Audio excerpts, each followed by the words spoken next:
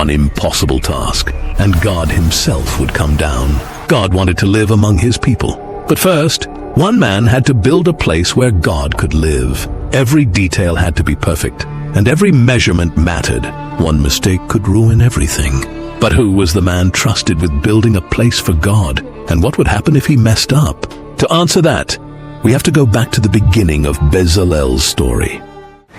Israel had just escaped from Egypt. For generations, they had lived under the rule of Pharaoh. They had been beaten, controlled, and forced to build cities for a king who did not care about them. But God had heard their cries. He sent Moses, opened the sea before them, and led them out of slavery. Now they were free, but freedom did not mean their journey was over. They were walking through a dangerous desert toward the land God had promised them. They lived in tents and moved whenever God told them to move. Then God told Moses something incredible. He wanted to live among his people. God did not ask them to build a stone temple or a great palace. They were still traveling, so his house would travel with them. It would be a large and beautiful tent called the Tabernacle. It would stand in the center of Israel's camp, showing everyone that God was not far away. He was with them, but this would not be an ordinary tent. Every measurement mattered. Every part had a purpose. It needed gold, silver, strong wood, fine cloth, and precious stones. It had to be beautiful, yet strong enough to be taken apart, carried and built again wherever Israel stopped. There was just one problem. Who could build it? The Israelites knew how to make bricks for Egypt. They knew how to carry heavy loads and work under cruel masters. But this project needed something different. It needed people who could shape gold, carve wood, cut stones, weave cloth, and follow exact instructions without changing them. God already knew the man he would choose, and his name was Bezalel. Bezalel came from the tribe of Judah. He was the son of Uri and the grandson of Hur. He was not a king, priest, soldier, or prophet. He was a craftsman. He worked with his hands. That may have seemed like an ordinary job, but God was about to show Israel that ordinary work could become holy when it was placed in his hands. Moses came down from Mount Sinai with instructions from God. These were not loose ideas that Bezalel could change. God had given exact plans for the tabernacle and everything inside it. Then God told Moses the name of the man who would lead the work. God said, "I have chosen Bezalel, the son of Uri, the son of Hur, from the tribe of Judah. I have filled him with the Spirit of God, giving him wisdom, understanding, knowledge, and skill in every kind of craft." God gave Bezalel the ability to design beautiful work in gold, silver, and bronze. He gave him skill to cut stones, carve wood, and complete every kind of work the tabernacle required. This was different from anything Israel had seen before. The Bible does not tell us how much experience Bezalel already had, but it makes one thing clear. His greatest ability came from God. Bezalel is the first person in the Bible specifically described as being filled with the Spirit of God for a task like this. But Bezalel would not work alone. God chose another man named Oholiab from the tribe of Dan to work beside him. Oholiab was skilled in carving, designing, and sewing beautiful patterns into cloth. Both men were needed, and God called both by name. God also gave them the ability to teach. Two men could never finish the tabernacle alone. Curtains had to be woven, boards cut, gold shaped, and stones prepared. Hundreds of pieces had to fit together. So Bezalel and Oholiab would not simply do the work. They would train other willing workers until the whole camp was filled with people who knew how to help. Moses gathered Israel together and told them what God had commanded.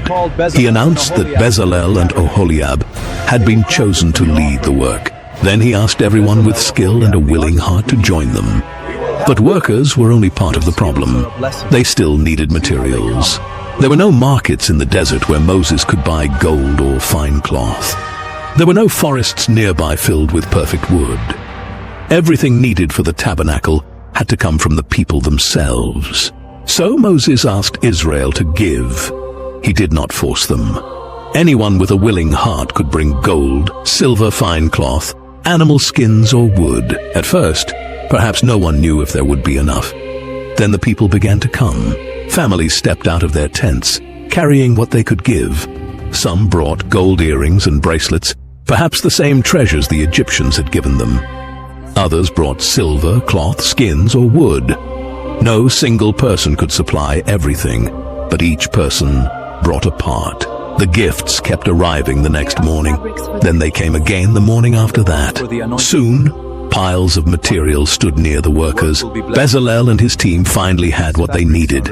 Yet the people continued bringing more. Before long, the workers noticed a new problem. There was too much. They left their work, found Moses and told him, "The people are bringing more than enough to complete what the Lord commanded." Before we continue, these videos takes hours and hours to make. Please like and subscribe and comment which country you are watching this from. Moses had to send a message through the entire camp, telling the people to stop giving.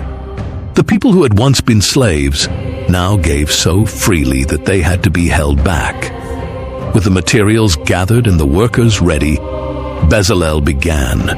The plans from Mount Sinai were no longer just words. Every line now had to become something real. One of Bezalel's greatest tasks was the Ark of the Covenant, the most important object in the Tabernacle. It was a strong chest made from acacia wood and covered with pure gold inside and outside. This chest would hold the stone tablets on which God had written his commands. Bezalel could not rush it. If the wood was cut incorrectly, the pieces would not fit. If the gold was shaped badly, the mistake would be seen. He measured, cut, joined, and covered the ark exactly as God had commanded. Then he made its golden cover, called the mercy seat. At each end, he shaped a cherub, a heavenly being made from hammered gold. Their wings stretched toward each other over the center. This was the place where God said he would meet with Moses and speak to him. The ark was small enough to be carried, yet it stood for something greater than any palace in Egypt. It reminded Israel that the God who ruled heaven had chosen to come near them. After the ark, Bezalel made a golden table for the bread of the presence. 12 loaves would be placed on it, representing the 12 tribes. The bread would remain before God as a sign that every tribe belonged to him. Then came one of Bezalel's hardest tasks, the Golden Lampstand. It could not be built from separate branches and connected later. The whole lampstand had to be hammered and shaped from one piece of pure gold. It had a center stem with 6 branches reaching out from its sides. Small cups shaped like almond flowers decorated each branch. One wrong strike could damage hours of careful work. Bezalel had to know when to hit the gold, where to shape it, and when to stop. Slowly, a plain piece of metal became a golden tree that would hold 7 lamps and shine inside the dark tent. While Bezalel shaped the holy objects, Oholiab and the other skilled workers prepared the tabernacle itself. They built strong frames from acacia wood and covered them with gold. They made bases to hold the frames steady and bars to lock them together. Everything had to be strong, but it also had to come apart when Israel moved. The workers also made large curtains from fine linen, using blue, purple, and scarlet thread. Images of cherubim were woven into the cloth. Other coverings were placed above them to protect the tent from sun, dust, and rain. This work demanded more than beauty. If one curtain was the wrong size, it would not join the next. If one base was weak, part of the structure could fall. Bezalel and Oholiab had to inspect the work, correct mistakes, and make sure everyone followed the same plan. Outside the tent, Bezalel made the bronze altar where Israel would bring sacrifices to God. He built it from acacia wood, covered it with bronze, and placed a bronze grate inside it.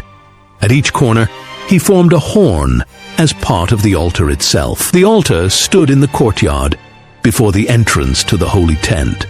It taught Israel something serious. Sinful people could not simply walk into the presence of a holy God as if nothing were wrong. A sacrifice had to be made. Near the altar, Bezalel made a large bronze basin where the priests would wash their hands and feet before serving. The bronze came from mirrors given by women who served near the entrance of the meeting tent. Something they had once used to look at themselves was now used to prepare priests to stand before God. Bezalel's team also made the clothing Aaron would wear as Israel's high priest. The most detailed parts were the ephod and the breastplate. The ephod was a special woven garment made with gold, blue, purple, and scarlet thread. On its shoulders were 2 stones engraved with the names of the 12 tribes. Over Aaron's heart rested the breastplate. It held 12 precious stones, 1 for each tribe of Israel. Whenever Aaron entered God's presence, the names of all the tribes went with him. Even the smallest tribe was remembered. Not one name was missing. This was what made Bezalel's work different. He was not making beautiful objects simply so people would admire them. Every part taught Israel something about God. The ark spoke of his presence. The bread showed his care. The lampstand filled the holy place with light. The altar showed the cost of sin. The priest's clothing showed that Israel needed someone to stand before God for them. Bezalel had to hold all of this together. He had to lead workers, protect the materials, follow the plans, and make sure that beauty never became more important than obedience. The work continued for months. Day after day, hammer strikes rang through the camp. Needles passed through cloth. Wood was cut and smoothed. Stones were placed into gold. The piles of raw material slowly disappeared, and the pieces of the tabernacle took their place. At last, the work was finished. The workers brought everything to Moses: the tent and its coverings, the ark, the table, the lampstand, the altars, the basin, the priestly clothing, and every tool needed for worship. Now came the final test. Moses inspected it all. He had received the plans from God, so he knew what every piece should look like. He examined the work and compared it with what God had commanded. After months of effort, one careless change could have ruined the result. But Bezalel and the workers had not replaced God's plan with their own ideas. They had not made the work easier by removing difficult parts. They had followed every command. Scripture says that Moses looked over all the work and saw that they had completed it exactly as the Lord had commanded. Then Moses blessed them. Bezalel had completed the greatest work of his life, but the tabernacle was still lying in separate pieces. It had never been raised as one complete structure. On the first day of the new year, God told Moses to set it up. The bases were placed on the ground. The frames were raised and locked together. The curtains were spread across them. The ark was carried into the innermost room, called the Most Holy Place, and hidden behind a thick curtain. The table, lampstand, and altar of incense were placed in the outer room. The bronze altar and basin were set in the courtyard. At last, Moses hung the final curtain at the entrance. The work was complete. For months, Bezalel had measured, shaped, taught, and built. But there was one thing he could never create. He could build the place, but he could not fill it with the presence of God. Then a cloud came down. It covered the tabernacle, and the glory of the Lord filled the tent. God's presence was so powerful that even Moses could not enter. The people of Israel could see the cloud from their tents. The God who had rescued them from Egypt had truly come to live among them. When the cloud lifted, Israel traveled forward. When it remained over the tabernacle, they stayed where they were. By day, the cloud guided them. By night, fire shone inside it for the whole nation to see.